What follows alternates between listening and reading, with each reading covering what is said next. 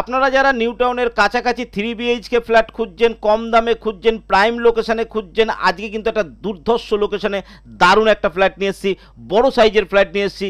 1370 square ফিটের একটা 3 BHK flat আপনাদের জন্য থাকছে, আর দাম থাকছে একটা আকর্ষণীয় দামে।